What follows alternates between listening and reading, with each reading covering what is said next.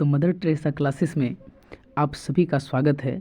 जितने भी हमारे 10 क्लास के परीक्षार्थी हैं उन सभी के लिए मैं आज इतिहास के दूसरा चैप्टर समाजवाद एवं साम्यवाद का ऑब्जेक्टिव क्वेश्चन लेकर के आया हुआ हूं और हर एक पार्ट में एक एक चैप्टर का ऑब्जेक्टिव हो रहा है। कृपया आप सभी अच्छे से पढ़ें। चलिए हम लोग देखते हैं। पहला क्वेश्चन, रूस में कृषक दास प्रथा का अंत कब हुआ? तो ये 1861 ईस्वी में हुआ था।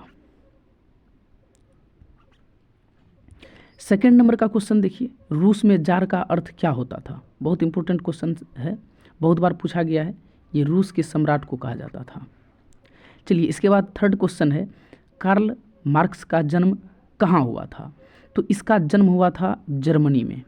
कार्ल मार्क्स का जन्म हुआ था जर्मनी में।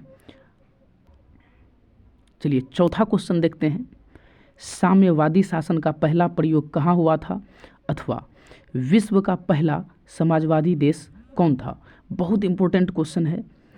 इस क्वेश्चन को देखिए, इसका आंसर होगा रूस, जो कि अगर हम कहें कि विश्व का जो पहला समाजवादी देश था VVI। बहुत इंपॉर्टेंट क्वेश्चन है बच्चों। चलिए ये रूस था। अब है पांचवा क्वेश्चन आप लोगों के सामने, निम्नांकित में कौन यूरोपियन समाजवादी नहीं था? तो इसका आंसर होगा कार्ल मार्क्स। कार्ल मार्क्स जो थे ये यूरोपियन समाजवादी नहीं थे। अब है छठा क्वेश्चन, वार एंड पीस किसकी रचना है? तो वार एंड पीस जो है टॉलस्टॉय की रचना है, वॉर एंड पीस। सातवां क्वेश्चन है आप लोगों के सामने, बोल्शेविक क्रांति कब हुई थी? ये हुई थी नवंबर 1917 में बोल्शेविक क्रांति। अब है लाल सेना का गठन किसने किया था? आठवां क्वेश्चन है, लाल सेना का गठन किसने किया था? तो लाल सेना का जो गठन किया गया था ये ट्राटस्की के द्वारा किया गया था। ट्राटस्की के द्वारा लाल सेना। लेनिन की मृत्यु कब हुई थी? तो लेनिन की जो मृत्यु हुई थी ये हुई थी 1924 में। लेनिन की मृत्यु, देखिए डेट और ईस्वी जो है इसको याद रखना पड़ेगा। आप कहानी पढ़ेंगे तो आपको याद रहेगा और ऐसे आप ऑब्जेक्टिव जब सॉल्व करेंगे तो आपको कहीं ना कहीं ऑप्शन से पता चल जाएगा। चलिए 10वां नंबर का क्वेश्चन देखते हैं, ब्रेस्ट लिटोवस्क की संधि किन देशों के बीच हुई थी? ये जो संधि हुई थी बहुत ही इंपॉर्टेंट है ये क्वेश्चन, रूस और जर्मनी के बीच हुई थी ये संधि। अब 11वां क्वेश्चन आप लोगों के सामने, रूस का पहला समाजवादी कौन था? तो रूस का जो पहला समाजवादी था वो था कौन? प्लेखानोव।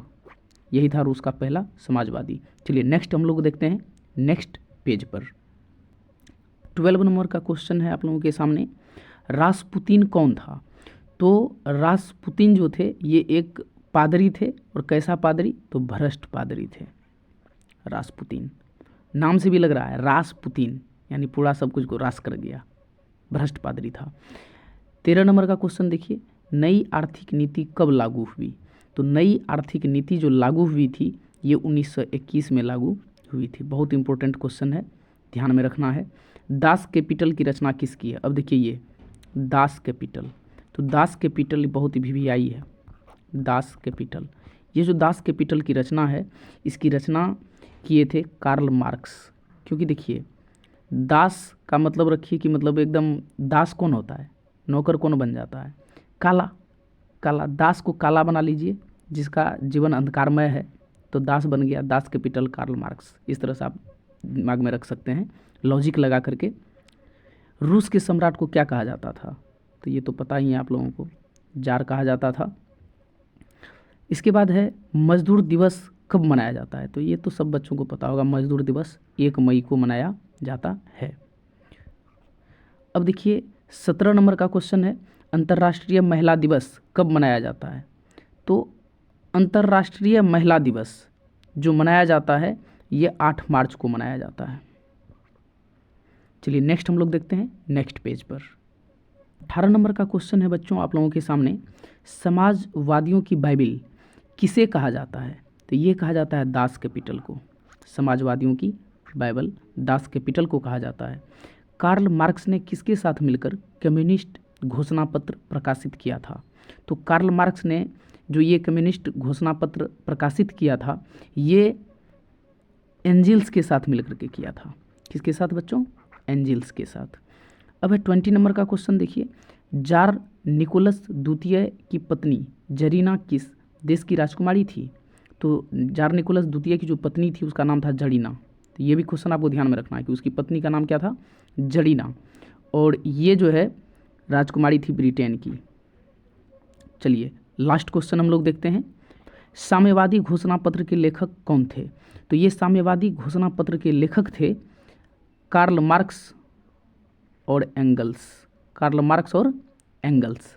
तो ये सेशन समाप्त होता है बच्चों, और आपको अगर हमारे बताने का तरीका अच्छा लगता है तो ज़रूर आप हमारे चैनल को सब्सक्राइब कीजिए, शेयर कीजिए, लाइक कर दीजिए और बहुत सारे बच्चों के पास इसको फॉरवर्ड कीजिए जिससे उनको भी इसका फ़ायदा मिल सके 2023 के एग्ज़ाम में।